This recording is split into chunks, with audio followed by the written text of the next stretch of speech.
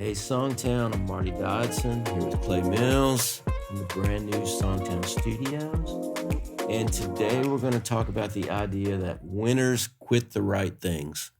So kick us off, Clay. Number one, unproductive co-writes. I get this all the time in Songtown. People email and say, I've been co-writing with this person and I really like them and we get along, but the songs aren't working and we just don't compliment each other and they want to keep writing. I don't know how to tell them no. It's almost like a bad girlfriend or boyfriend. You're like, how do I get out of this? We've dated for 2 years. I hate to break up now. But one Songtown member was telling me that they've done this for 2 years. They've wanted to drop this co-write. And so I just wanted to stress that one of the things that winners do, that great songwriters do, is learning when and how to say, this isn't working and move on, because we don't have a lot of time on this earth. We have finite time. I don't know if you knew that, but I've heard that. Yeah. I've heard that. So and everybody's so freaking busy. We've got a million things going on. Maybe you've got, a wife, kids, you've got a dog, you've got taking care of an elderly parent, whatever it is. And do you really have time, if you want to be a songwriter, do you really have time wasting it on co-writing relationships that don't work, Yeah. And you don't have to blame it on the other person. No, you can always go and say, hey, something about this is just not working and we're not getting great songs. It seems like we get frustrated. So let's just try taking a break for a while. Yeah. And there's ways to put it where it's not maybe going to hurt the person so bad. But, being able to say no to things is super important. I think Warren Buffett said the one word that successful people say more than non-successful people is no. Yeah, exactly. And he was just saying that they understand what things they need to say no to and what things they need to say yes to. So, great point. You can't keep doing things that don't work. Yeah, I had a publisher that told me one time, it's like there's only 2 reasons you should be writing with someone. Either you're writing great songs, it doesn't matter how you get along with the person. If you're writing great songs, it's worth it. Yeah. The other reason is if you get along great with someone and you enjoy being with them and you're making progress, then great. So if you're not getting along, you don't like someone, and you're not getting great songs, then you're really in trouble. But you got to have one of those 2 things to keep it going. Yeah, absolutely. The next one, I think, is holding on to your first songs too long. So many of us, we start out and we think, oh, I've got these songs, they're awesome, they're going to get cut. I'll find a publisher and they're going to just get all these songs cut. When I started, I had 20 songs that I had demoed and I proudly had them on this CD that I had made up. And I started playing them for publisher after publisher, and every single publisher was like, nah, that's not quite there. We hear some good things, but it's not quite there. And, I quickly learned I've got to write better songs. I've got to keep growing as a writer, and I can't just keep this one CD. And you and I did an event several years where this one guy brought us the same CD every single year. Said, these songs are better than the ones on the radio. Can you get them to somebody for me? And we're like, I think you actually said, have you played them for people in the industry? And he said, oh yeah, tons of people. And you like, if they all told you they're not good enough yet, you need to be writing new songs, not continuing to try to push these songs. You're going to upset the comments down below this video because they're going to say, what about those stories where people were told no and doors slammed in their face, and then that song became a big hit later? How do you explain No, that? I've had that happen. But the thing is, you can't just keep pushing those songs and not do anything else. Yes, exactly. You have to write more and keep growing. And you may look back on those songs and go, 19 of the 20 were no good, but this one's got potential. I can fix it up now that I'm a better writer. And so, yeah, I'm not saying you have to abandon those songs, but you have to grow beyond them, and if you don't ever grow beyond your first 20 songs, you're probably not going to be successful. Yeah, and I think songs sometimes have a time where they're right for the world, I've had songs cut 7 or 8 years after I wrote them that nobody, when I wrote them, they weren't right for what was going on at that time. Yeah. But they were a little ahead of their time. 7, 8 years later, they were perfect. So it's a lot of that goes into the timing of that stuff. And you're going to make people really mad with this next one, so fire away. Only writing alone. Ooh. Now, I know there have been some great writers over the years that have written songs alone. And I'm not saying you can't write songs by yourself. I'm just saying when you only write by yourself, you're really limiting so many wonderful things that can happen. Yeah. And by and large, the vast majority of big songs throughout history have been co-written. Yeah. So there's reasons for that. I mean, for me personally, there's business reasons, networking reasons. If you and I write a song, your publisher's out there working that song, my publisher's out there working the song, and that means it's double the effort. If I wrote it by myself, then it's just my publisher against the world. So there's that reason for it. Co-writing, say me and you write today, and I happen to know this artist, and I say, hey, tomorrow you want to write with me and this artist. That artist has his career blow up, and now you're on there too. So those are some business reasons. So what would you say is another reason why you should co-write? I think it's more fun. To me, writing by myself. You can't have fun. Writing by myself feels more like work, and writing with someone else is fun. My wife was like, "Did y'all write a song, or did you just laugh today? Because I just heard you laughing in there the whole time." So I think it's more fun, but I think it also gives you instant feedback on. You throw out a line and somebody goes, "Oh, that's awesome." You're onto something. But if you throw it out and they go, "Well, let's think about that," then maybe that's not the right thing. So I think just that feedback to me is invaluable. Yeah, and plus I think you learn a lot from co-writing from your co-writers. Yeah. I'm a melody person. When I started out, writing with great lyricists helped me become a better lyricist. Yeah. So I think you learn a lot, or just little ins and outs. Like when I first came to Nashville, my first writing session with a great writer, and he's like, we really need a better setup line. And I'm sitting there thinking, what the hell's a setup line? I quickly figured out what a setup line was. But if I had just been writing by myself, I'd have no clue, and I would not have known that was an important point in the song that you need to set up your hook with. Yeah, absolutely. And I've learned a lot about melody by writing with great melody writers. Yeah. So I think the next one is chasing too many trends. People that are successful generally are not chasing the trends. In fact, a lot of times they're setting the trends. Mm-hmm. When I had Must Be Doing Something Right out, which is my biggest song, there was no R&B flavored country on the radio, and there hadn't been for a long time. Yeah. So we brought that song out, and all of a sudden people were like, we want songs like that. So people start doing songs like that. But by the time you get on that trend, things are already moving somewhere else, and people are doing something else and bringing a new element into whatever genre you write. So chasing trends can kind of keep you always behind. Yeah. I know there's a big trend right now to jump on Suno and have AI do your song demo. Well, everyone I've heard, they sound great. Like they sound wonderful, but they always sound like something that's already happened.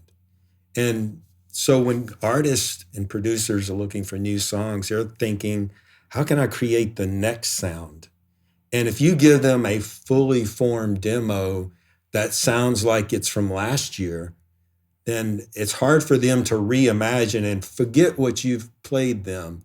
Whereas if you play them something simple and vibey, less produced, very rough sometimes, they can imagine, I'd like to do this and this and this.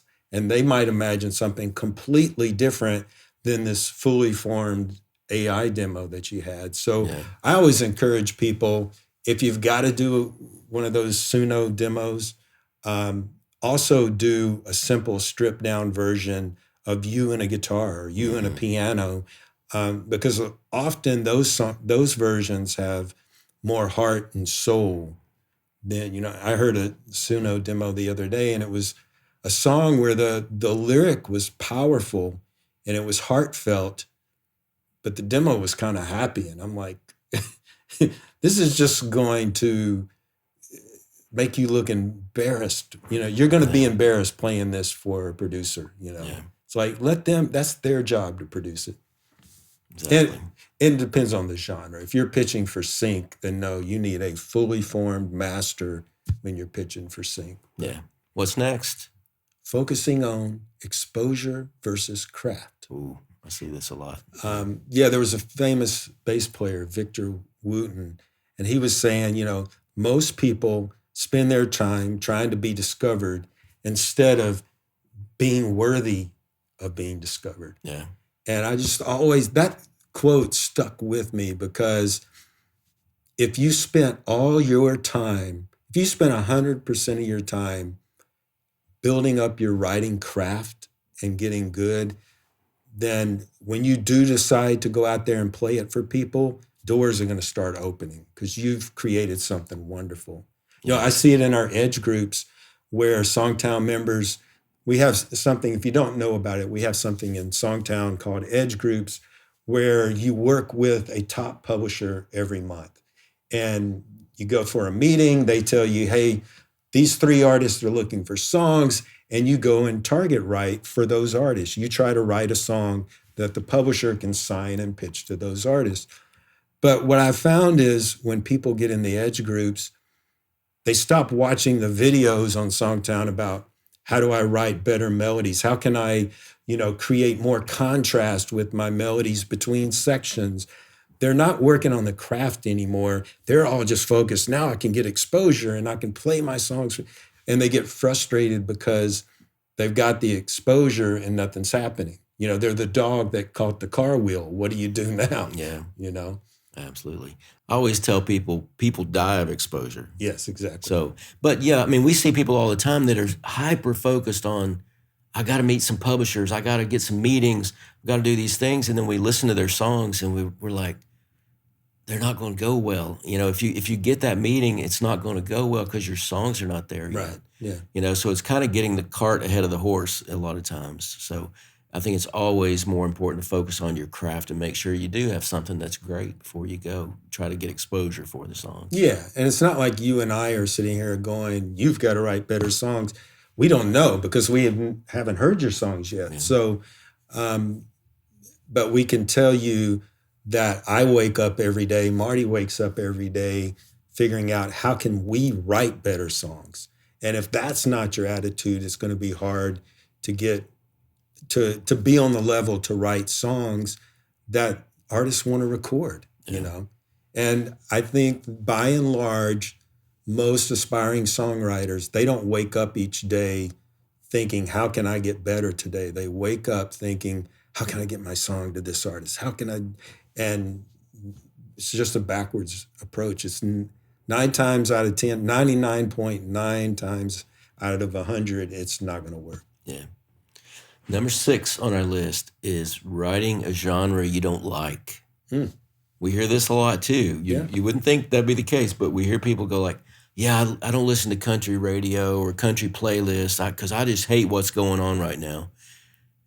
And we're like, but then can you get my song to Jelly Roll? Yeah, exactly.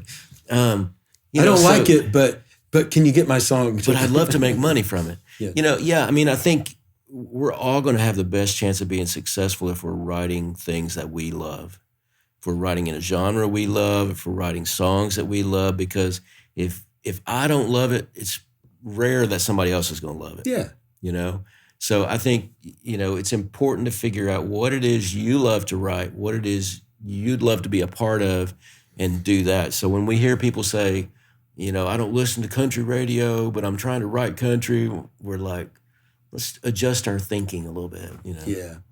I think another thing that people need to quit, and I've been guilty of this myself, is trying to do everything.